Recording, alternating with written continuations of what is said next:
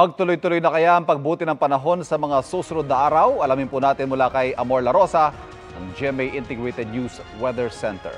Amor.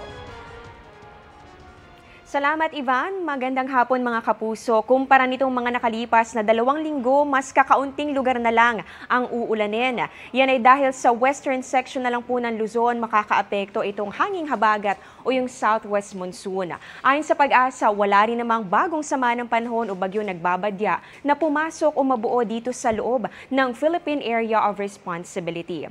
At base naman sa datos ng Metro Weather, tuloy-tuloy nang mababawasan ng mga matitinding ulan dito sa Luzon.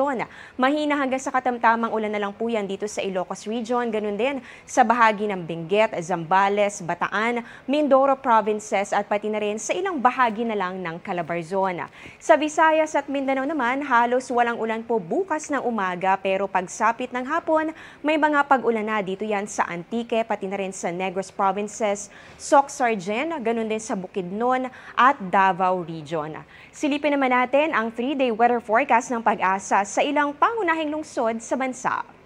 Dito sa Metro Manila, maalinsangan na po ulit ang ating panahon. Ang maximum temperature natin naabot ng 32 degrees Celsius. Pero mga kapuso, posible pa rin ang localized thunderstorms lalo na po sa hapon o kaya naman ay sa gabi.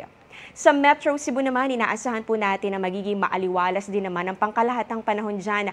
Habang sa Metro Davao, magiging bahagya hanggang sa maulap ang kalangitan at ang temperatura posibleng pumalo po yan ng 33 degrees Celsius. Pero hindi ibig sabihin wala na mga pag-ulan, posible pa rin ang pagkakaroon ng localized thunderstorms. At yan ang latest sa lagay ng panahon. Ako si Amor La Rosa. Ito ang GMA Integrated News Weather Center. Maasahan anuman ang panahon.